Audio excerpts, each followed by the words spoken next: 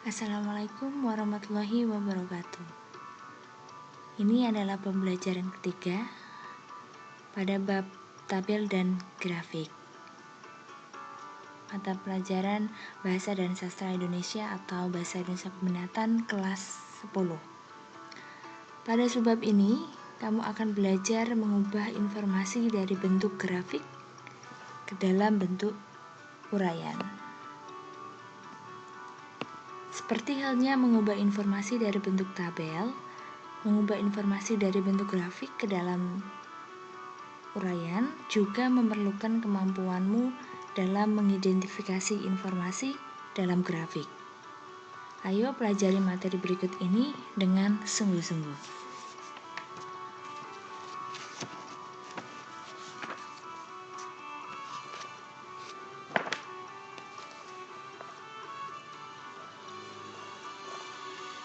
Mengubah informasi dari bentuk grafik ke dalam bentuk uraian itu mudah, asalkan kamu telah mahir membaca grafik. Langkah-langkah mengubah informasi dari bentuk grafik ke dalam bentuk uraian adalah sebagai berikut. Yang pertama, membaca pengantar atau judul grafik. Baca dulu judulnya apa, itu grafik tentang apa. Yang kedua, identifikasi informasi dalam grafik dengan membaca data sisi kanan, kiri, dan bawah grafik. Nah, ada data informasi nanti di bagian kanan, kiri, sama bawah. Itu diidentifikasi, itu informasi apa sih? Dilihat dulu. Lalu yang ketiga, menafsirkan data dalam grafik dengan membaca secara intensif. Lalu diperhatikan, oh ternyata yang ini itu data ini, yang bagian kiri itu data ini, dan seterusnya. Yang keempat, mengaitkan hubungan antar data dalam grafik.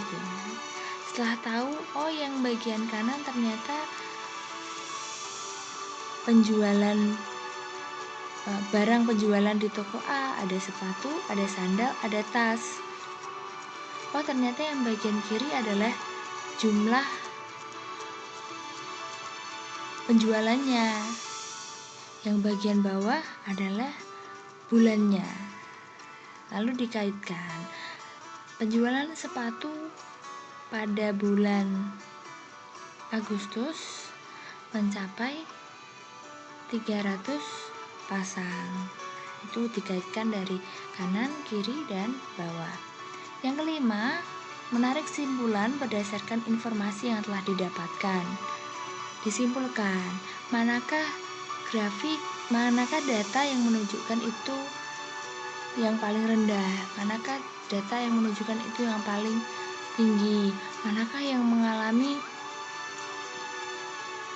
kenaikan yang sangat tinggi atau signifikan, manakah yang mengalami penurunan yang sangat drastis.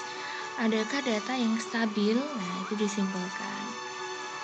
Yang keenam, menyusun informasi yang didapatkan dalam bentuk uraian. Nah, setelah mengetahui kelima langkah ini, ditulis dalam bentuk uraian.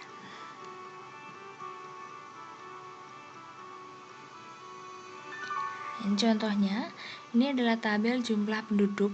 Tadi langkah pertama kan kita lihat dulu judulnya, tabel jumlah penduduk. Perhatikan bagian kanan, bagian kiri, dan bawah. Ditafsirkan bagian kanan. Oh ini ternyata ini adalah informasi tentang tahunnya. Bagian kiri informasi tentang jumlah penduduknya. Bagian bawah informasi tentang tempat atau daerahnya. Setelah itu, setelah ditafsirkan, dikaitkan. Contohnya seperti ini. Pada tahun 2007, daerah Gresik memiliki jumlah penduduk sebanyak 500 orang. Sedangkan Sidayu memiliki jumlah penduduk sebanyak 150 orang. Cerme sama seperti Sidayu, pada tahun 2007 memiliki 150 jumlah penduduk.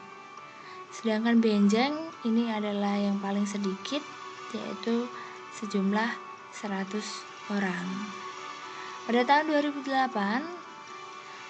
Gresik jumlah penduduknya mengalami peningkatan dari tahun sebelumnya, dari 500 menjadi 550.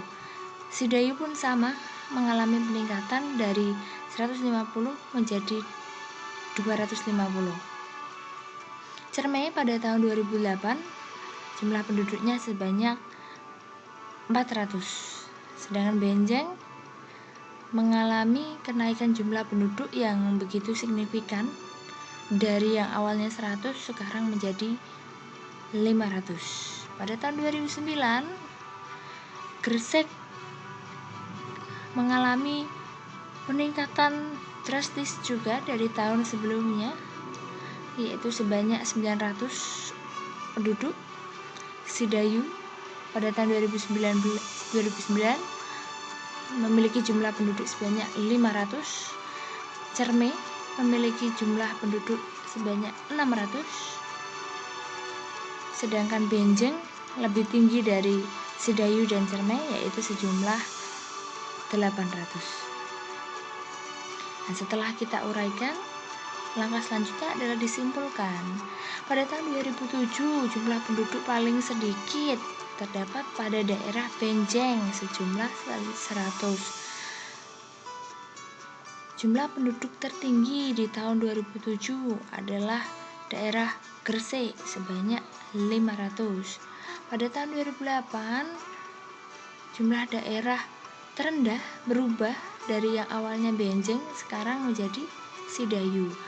Yang tertinggi di tahun 2008 masih sama, yaitu Gresik. Jumlah penduduk terendah di tahun 2009 masih sama dengan tahun 2008, yaitu Sidayu. Yang paling tinggi Gresik. Berarti Gresik dari 2007 sampai 2008 sampai 2009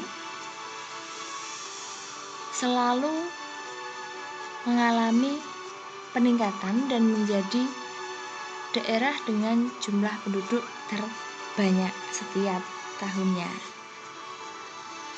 Setelah kita simpulkan, lalu ditulis menjadi sebuah paragraf.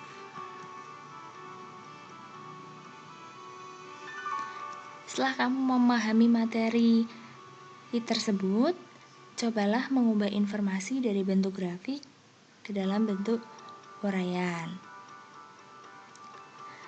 Grafiknya adalah grafik garis dengan judul grafik penjualan kartu perdana di suatu toko.